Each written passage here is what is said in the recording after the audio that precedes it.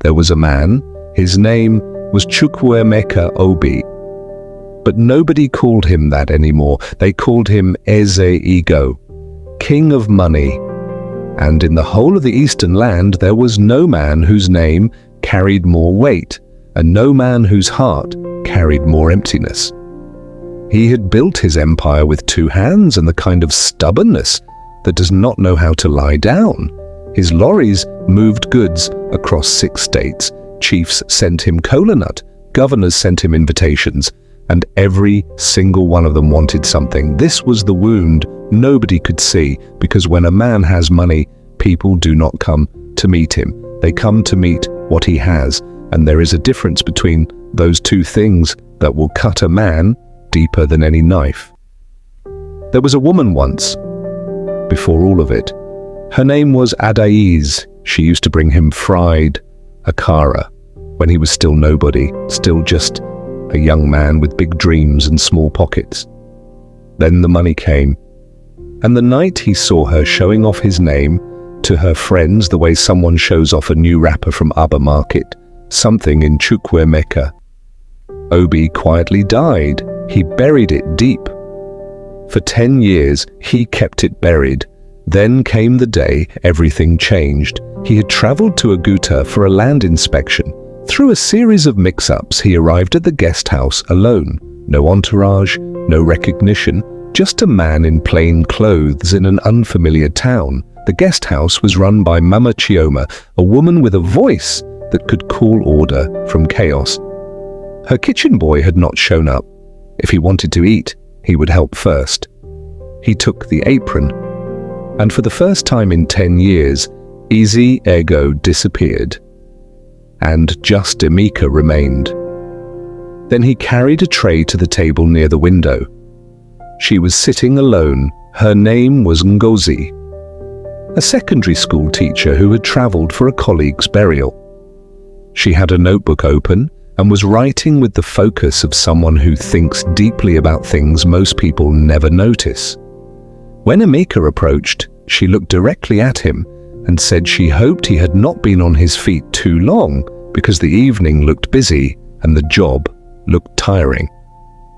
He stood there holding an empty tray and could not immediately speak. Because nobody had asked about him in so long, he had genuinely forgotten what it felt like. They talked that night. She told him she had 32 students and knew every one of them by their particular kind of laugh.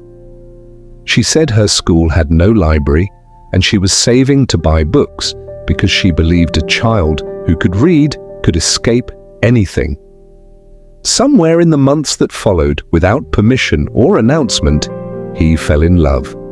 Then, one Thursday evening, the door of the guest house opened and a woman walked in wearing clothes that did not belong in Oguta.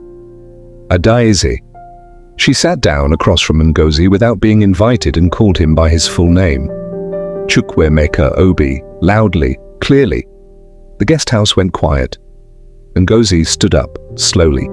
She closed her notebook. She did not shout. She did not cry. She looked at him with the eyes of a woman who has just understood something she wishes she had not. And she walked out without a single word. That silence was worse than anything she could have said. He followed her outside. She stopped, but did not turn around. She said, "How long have you known who you were while I was busy not knowing?" He said, "From the beginning." She looked at him one more time. Then she walked away into the dark. He went back inside and told Adaize, calmly and without cruelty, that the door had been closed for 10 years and tonight had not changed that. But Ngozi did not come back. She did not answer his calls. So he wrote her a letter, not a message, a letter, with his hand on paper. He wrote about the first evening she had asked if his feet were tired, and how that small question had broken something open in him he thought was sealed forever. He wrote that he had not been looking for love in Oguta. He had only been looking for one night of being nobody. and instead he had found the one person who made him want to be somebody worth loving. On the fourth day, his phone rang. She did not say hello, she said, "The part about the mango tree, that part I believe." He said, "All of it is true." She said, "Come to Oguta on Saturday, the school. I want you to see what you kept asking about." She showed him 32 students. She called each one by name. Chukwuemeka walked through that classroom and felt something he had never felt in any of his warehouses or boardrooms. He felt like he was somewhere that mattered. 3 months later, he built her a library. No press, no announcement. Her name above the door, not his, hers. She called him immediately. She did not say thank you. She said, "You are going to have to marry me now because I cannot be indebted to a man I am not married to. My mother did not raise me that way." He laughed for the first time in years. The real laugh, the kind that starts in the belly and has nowhere to hide. They married on a Saturday in Oguta.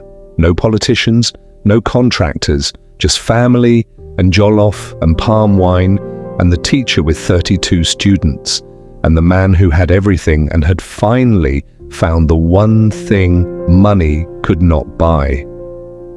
They say even now, when the fire burns low and the night grows quiet, that the richest man in the Eastern land still asks his wife every evening how her students are doing. Not because he has to, but because the answer is the best part of his day. That is the story of Eze Ego. And if you think wealth alone is enough to fill a man, go and sit with him now, count his bookshelves, then look above a library door in a small town called Oguta. You will find the answer written there. In her name